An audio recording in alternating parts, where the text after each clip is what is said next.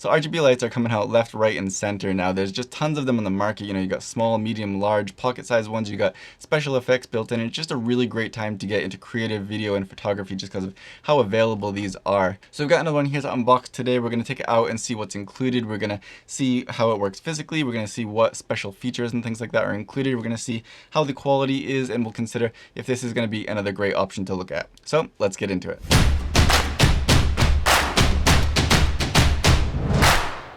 Hey, I'm Scott and welcome to the channel, and if you haven't been here before, please do consider hitting that subscribe button if you like what you see here to get more updates about different gear reviews, unboxings, things like that. But for today, we're going to take a look at this little pocket RGB, which is from FalconEyes, and recently I reviewed a larger RGB light from FalconEyes, the RX818, and that's just a really amazing do-it-all light, but of course that is out of some people's budget. So here I've got a much more budget-friendly, literally pocket-sized light from FalconEyes that I expect to have the same awesome quality and flexibility, but in a much smaller package. Let's go ahead and see what's in the box. So right away, we can see that there are a couple little extras here, and this is pretty cool here. You got this kind of looks like a slip-on rubbery diffusion dome type thing here that will give you a little bit of a softer light, which is really, really nice. And you've also got a honeycomb grid, which is amazing because this is going to allow you to control the spill of your light a lot more. And this is something that you don't really see with these smaller pocket-sized lights. So I'm really pumped to see this in the box as well. So here we have the FalconEyes F7 pocket light with the diffuser in the grid that we talked about. Let's go ahead and get this open. So right away you can see right on top of the light there, and that is a good size. It's about, you know, the size of my hand, including, you know, my fingers extended here. That's actually a pretty good size. So it is pocketable, but, you know, that's a decent size, so that should have a pretty good output, which is always nice to have. My first impressions here is that this is really, really nice. It's all metal. I mean, this thing is heavy duty. It's really, really nicely made. This is not going to be breaking on you. You can throw this into your bag or your pocket. It really is, you know, the pocket light. You don't have to worry about breaking this. Even throwing it in your pocket together with, you know, your keys or whatever, it should be totally fine. It's got this little color wheel on the back here, so you can visually see the number value for different colors. So that way when you dial that in with the RGB settings, it'll be a little bit quicker to find what you're looking for. And it has a small screen on the back here with some other information about what these different buttons on the side do. So on the side, of course, you have your power button, you've got your function dial here, and this is for your brightness. This is pretty similar to what we see on some of the other lights, and this middle function dial here can be pushed, so you can probably get some different functionality from that. You've got a 1/4-20 screw thread on the bottom, so it's going to be easy to mount. You've got a USB-C port on the top for charging. And that's pretty much it. So before we get into the operating system, the functions and everything on the light, let's see what else is inside this box.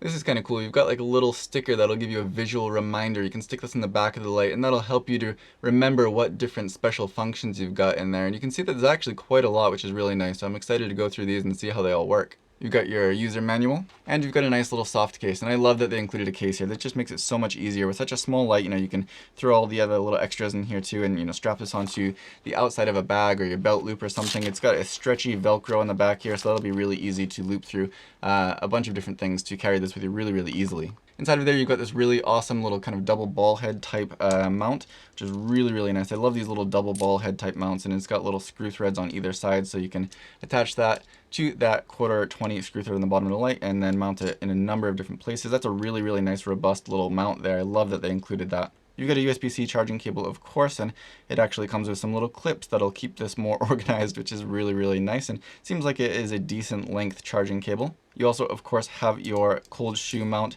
included in here, so if you want to screw this into the bottom of the light and put this on top of your camera, you can do that. It's going to make a great on-camera light as well. On the inside of the case here, you actually do have this little clear slip-in pocket here, and, you know, maybe that could be for like a name tag, so if you lose this, you know, somebody will know, just like when you have your name tag on your luggage.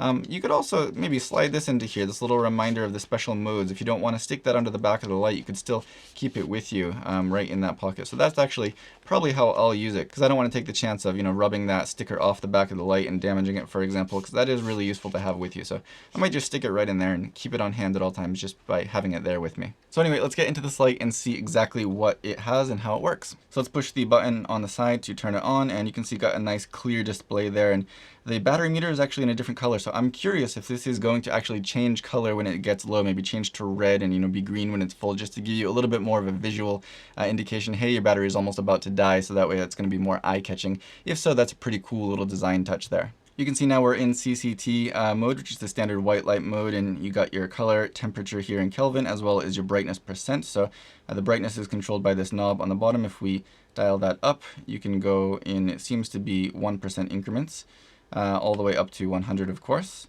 And this being at 2500K right now is pretty yellow, but let's go ahead and use this function dial to dial that all the way up to the max of 9000 Kelvin, which is a pretty blue light. So it doesn't seem to change brightness all that much as you go through the range, which is really nice because it's nice to have a consistent output over the entire range, instead of having one hotspot where it's really bright and then a weaker light on either end. But you can go up and down in 50 Kelvin increments, and if you hold it down, it'll go fast, so you don't have to worry about going through that entire range really, really slowly. In the white light mode, pushing down this function button doesn't do anything because there's not really many settings to cycle through, but I suspect in the RGB modes this will cycle through things like the hue and the saturation settings, for example.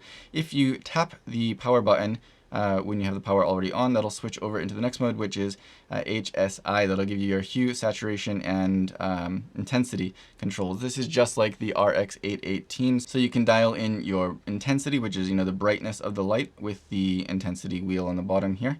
And then if you push this function button, it'll highlight one of these settings, right now the hue, so you can cycle through all of the 360 degrees of color there. And if you push it again, it'll go over to the saturation, and you can dial that down in 1% increments all the way down to 0. So just going through these colors really quickly here, it seems that even at lower intensities and lower saturations, the colors are actually still pretty good. You get a smooth transition between the different colors and a pretty full range of colors even when you have that dialed back a little bit, which is sometimes a little bit of a challenge, especially for smaller lights like this, but this seems to handle it pretty well. It's maybe not quite as intense as a larger light because you're dealing with less light here, so when you dial that back, it's obviously got less to work with, but it does seem to actually handle that fairly well. Of course, 0% saturation in RGB mode is not going to be as pure white as the actual white light mode, just like you would expect. So again, if you do want to use white light on this, don't just dial down that saturation to 0, actually switch over into the dedicated white light mode. So next up, of course, you're going to have your scene mode. So if you press that set button, it'll jump into the scene mode, and it starts by having scene off. So if you use this function button on the side, you can scroll through all those different functions. So scene 1, and this is all listed on that sticker that we talked about before that they did include. Scene 1 is a police car. And it is interesting that actually you cannot adjust the speed or the intensity of these effects, which is something that on a lot of other lights you actually can see. So although they do have quite a lot built into here for special effects, you can't really customize them, which is a little bit of a bummer, but they do have a lot, which is really nice. So it kind of balances out. Scene 2 is an ambulance, so there's a slightly different color pattern there, and scene 3 is a fire truck, so once again, there is a slightly different color pattern there. And then once you go to scene 4 and 5, you get 2 patterns of lightning. This is scene 4, which is lightning 1. Jump over to scene 5, you get a slightly different flash pattern, so if you want a little bit more variety in the lightning that you're using for a special effect, you can actually do that with this. So again, you can't really customize the intensity or the speed, but you do have a lot of variety, which is really nice. Scene 6 and 7 are your HSI demo modes. Scene 6 is going to be a slower mode, and this is going to cycle through all of those different RGB colors, and this one does it slowly. Scene 7 is going to do that a bit faster, so if you want something a little bit more creative or fun in the background, you can use one of these modes. Scene 8 is a screen. This is a television screen, and it gives you a little bit of a flicker, a little bit of the variation in light to, imitate the light that you would see from a TV screen. It's not going to be a constant light because as the scenes change, the light will change. So that's a fun one to have. And scene 9 as well is a pretty fun one to have, especially in a light that's this small, because it will really lend itself to this type of application. This is a candle light, and you get a nice orange light that does have that little bit of flicker to look like you're being lit by a candle. And I love having that in a small light like this because it can really imitate that candle light really, really well. Scene 10 is Paparazzi, and that's a really fun one to have, so I'm happy to see that that's in here too. Again, this actually does have quite a lot more effects packed in than a lot of these other small pocket-sized RGB lights, so this is pretty fun here. Scene 11 is strobe, and I apologize if this is going to make you go crazy. Scene 12 is high and low beam bulb. So I assume this is supposed to kind of imitate the high and low beam of a car light, but again, without the ability to control the speed or even pause that effect, I kind of can't see how this would be really useful, to be honest with you, but it is interesting to see that they have that in here. Scene 13 is double flash, and this just kind of flashes like an orange light at a steady pace, and the icon that they have on here kind of leads me to believe this is supposed to imitate the hazard lights on a car. The next series of effects they have is a red flash, green flash, and blue flash, and it has this flashing pattern with one kind of quick flash in there and a few steady flashes in between that. You can of course do that in red, in green, and in blue, and those are all the same flashing pattern. And then after that you have two versions of your party light. So this is party 1, and this is just going to cycle through some different RGB colors, like imitating maybe if you were at a party on a dance floor and there's, some DJ lights or something. Scene 1, or party 1 I should say, is going to be a little bit slower, and scene 2 of that party mode is going to be a little bit faster. So you can kind of match that to the mood of your clip, or the music perhaps that you have in your clip, whichever one matches more accurately. So it's cool again that not only do they have party mode, they have two versions of the party mode. So kind of again makes up for the fact that you can't adjust the speed, but I would prefer to have adjustable speed and adjustable intensity as well. Scene 19 is actually not included on that little sticker that they gave you.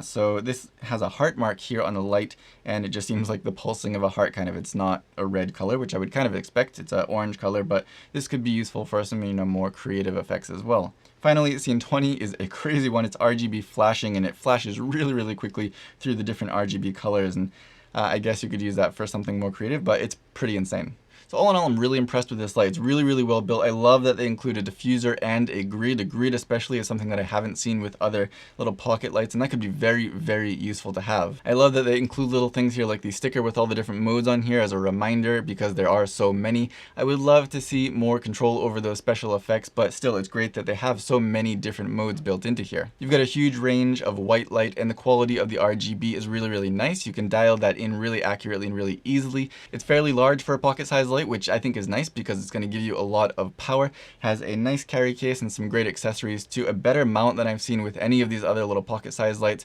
There's just really a lot to love about this light. So if you want to see more details on the pricing or the availability, check out the video description. I'll throw some links down there where you can find this one for yourself. And if you have any other questions or comments about things that I may not have covered here, ask me that down below and I will do my best to get back to you as soon as I can. Otherwise, don't forget to subscribe to see more in the future. Give this a thumbs up and share it if you'd like. And as always, thank you for watching.